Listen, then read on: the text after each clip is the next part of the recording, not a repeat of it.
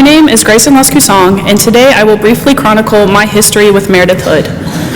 I've known Meredith since we were babies when we met at a music-making class, and in her mother's own words, I was punk rock and Meredith was a blob. Our friendship continued through lower school when we swam on the road swim team. We went through a bit of a silent patch in middle school, but thankfully she still remembered me when she came to St. Mary's freshman year, and since then we have been nearly crushed by a wall of cans, played lacrosse, campaigned, and marched together. I am beyond lucky to have such a loud, impassioned, and wonderfully kind force by my side through it all. So here she is, the one, the only, Meredith Hood.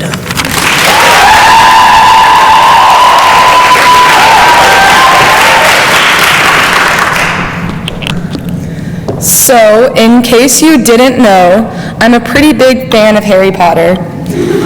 And anybody who's at all familiar with Harry Potter knows that the house system plays a pretty big role in the series. I'm a Gryffindor, the house of the brave, bold, and courageous. I've taken the official sorting hat test several times, and it has only confirmed my affiliation. A few weeks ago, somebody asked me what house I was in, and when I told her that I was in Gryffindor, somebody else added, duh. I've always been pretty proud of this affiliation, but in some ways, I've also become constantly afraid that I'm not living up to my own standard of being brave. I'm deathly afraid of failure to the point where I dull that Gryffindor sense of boldness. A major part of the Gryffindor in me is that I'm not afraid to say a lot of things, and sometimes that has gotten me in trouble. I'll be quite honest in admitting that I don't have a great history of having a filter. And when I came to St. Mary's freshman year, my filter was much less defined than it is now. My fearlessness of saying what was on my mind didn't seem quite as accepted in the 9th grade. So as I realized that I was quickly developing a not-so-pretty image of myself, I quickly tried to conform to the mold of the polite, quiet young girl that most of my peers seemed to value.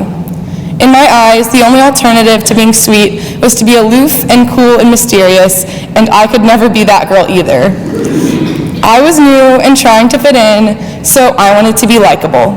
And I also became very unhappy trying to mold myself into someone I am simply incapable of becoming. I don't think that this is St. Mary's fault. St. Mary's works hard to prepare us for the world we're going into and wants us to figure out our individual voice and value. But the world still wants to see quiet, passive young women, so part of preparing us for the world is preparing us to face those expectations. Of course, it is good to be polite, and I'm certain that parts of this learning curve were good for me. But being polite is dangerous when it contradicts your own inner voice and you lose the ability to stand up for yourself. From my experience, I feel like the world doesn't want to hear about my ambition, or at the very least, they are confused by it. I often hear accusations against female politicians of being ambitious with such venom in their accusations that it is as if there is something wrong with her desire to lead. And I don't think I've heard someone speak about a male politician's ambition that way. After years of trying to be less ambitious, less loud, and less bold, I've realized that that will never be me. As everyone who's ever met me knows, I just can't shut up. So even though I've given up trying to make myself quieter, I've grown to really hate this part of myself. But fortunately, as our class has gotten older, we've learned to celebrate the different sort of brilliance that exists in other girls. Of course, we and our community can always improve, but I think the world could learn a thing or two about girl power from the class of 2017. That in a little over 2 months, we have to leave each other, and we will encounter people who will not listen to our brave voices and hopeful ambitions with the same shared excitement. This makes me afraid to share my own ambitions, partly because I know that the odds of success aren't great, and I know how some people will respond. So when people ask me what I want to be when I grow up, I give them some sort of mumbly, I don't know, because that is more acceptable than dreaming of a job that doesn't fit the expectations of the asker. But I want to let go of these fears. I want to be honest about my feelings. I want to be honest about who I am. What I'm really saying is, I want to be my unabashed Gryffindor self. I don't want to hate a major part of my personality anymore. I am letting go of being likable. I am embracing the fact that I have ambitions, that I have dreams.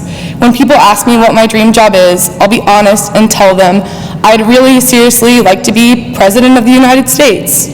We all have different dreams because we're all different people. And we all need to work harder not to cast judgment on the dreams of others. And instead of stereotyping someone because of how they want to contribute to society, give them the simple assurance of your belief in them to succeed. I know what my dreams are right now.